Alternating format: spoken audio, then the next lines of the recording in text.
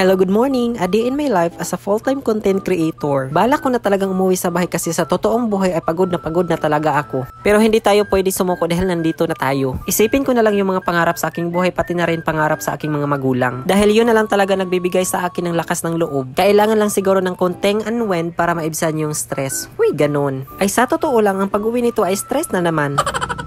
Di baling pagod na tayo ay importante na ka-unwind tayo. Ganyan naman tayo, di ba? Dumaan pala ako dito sa 7-Eleven para bumili ng tubig. Kasi mahaba pa yung biyahe ko, about 6 hours. Oo, ganun. Ay di baling tubig lang ay importante may laman yung tiyan natin. Huy! Ito na nga sila yung kasamahan ko. 4-hour detour, 5 lang kami, yung isa ay nasa biyahe pa. Guys, yung starting namin sa biyahe is 12 ng gabi. Medyo mahaba yung travel namin ngayon. Bumili na rin kami ng breakfast dito sa Jollibee kasi wala naman kaming hire na tagapagluto namin. Bali, yung order namin ay chicken meal, burger at saka fries. Naki-CR pala kami dito sa Jollibee para ma-relax naman yung mga pantog namin. Huy! Medyo mapula na nga yung mga mata namin dyan dahil nga sa biyahe, parang dubok na isda. Huy! And after 48 years, safe and sound na travel, nakarating na rin tayo sa ating patutunguhan. Oo, ganun. Hay nako, tong batang ito ay napasali pa dito. Umalis ka nga dyan. Ang first trip natin dito sa detour ay mag-island hopping. Oo, ganun. Sobrang exclusive nga tong detour namin dahil 5 lang kami tapos magkakaibigan pa. At buti na lang ay nag-back out yung iba. Huy! Tingnan mo naman tong view na to. Mapapasabi ka talaga na, wag muna tayong umuwi. Huy, masisira tuloy yung araw dahil sa boses ko, ganon. Di baling pagdating dito ay meron pang pira, ang pag-uwi ay wala na.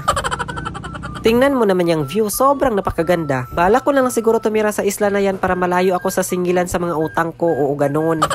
Kung may balak silang singilin ako, yung mga inutangan ko, pwede naman silang lumangoy dyan kung makasurvive sila.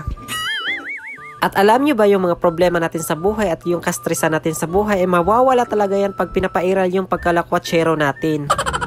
Alangan naman na trabaho na yung pinapairal natin sa ating buong buhay. Dapat bigyan naman natin ng konting oras yung mga sarili natin. Oo, ganun. Gusto ko na sana mamuhay na walang iniisip na problema, walang iniisip na obligasyon, pero sila yung sadyang humahabol sa akin.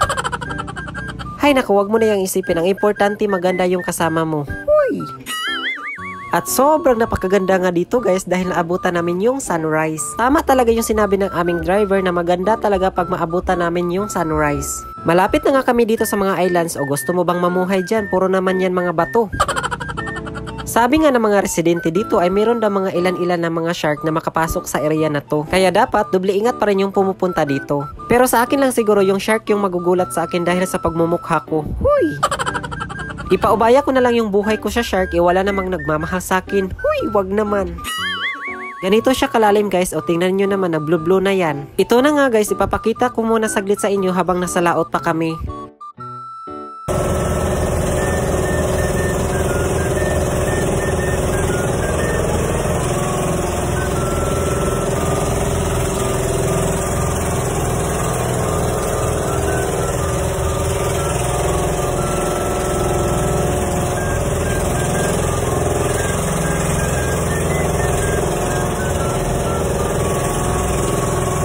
O, narinig nyo na, too much louder ng ingay ng bangka. Huy! Nakikita nyo naman siguro yung isla na yan, dyan tayo mamaya bababa. O baka isipin nyo naman na nandun ako sa ibang bansa. Huy, nandito lang naman ako sa Pilipinas. Pagkarating ko nga sa aming lugar, baka isipin nyo naman na nandun ako sa ibang bansa. Wala akong pasalubong na maibibigay sa inyo. Ito na nga guys, medyo malapit na tayo sa isla. Sobrang excited ko nga na yan bumaba. Alam niyo ba guys, nung bata pa ako ay pinapangarap ko talaga makapag-travel kung saan-saan. At ngayon ay nandito na talaga ako. Mas mabuti talaga na magtrabaho tayo ng maigi, ganon. Para may pang-unwind. Huy! Diba sabi ko na sa inyo, sobrang tahimik dito. Parang kami lang yung nag-migrant dito sa isla na to. Itong isla na to ay sobrang puti ng balas at saka pinong-pino na walang halong bato, ganun. Malaburakay lang yung concept. Sarap naman dito mag-overnight, oo ganun. At may pa-portrait video pa talaga itong tito ninyo. Huy, alangan naman, sulitin natin ito. Buti na lang walang bunga itong niyog, baka mahatakan na ako niyan sa ulo. Huy, ganun.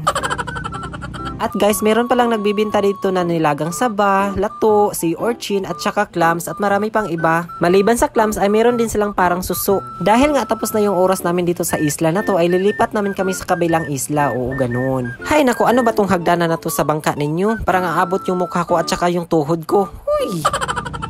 Meron pa nga mga isda dito guys, hindi nyo lang makikita dahil sa sobrang liit. Ako lang yung makakakita sa totoong buhay.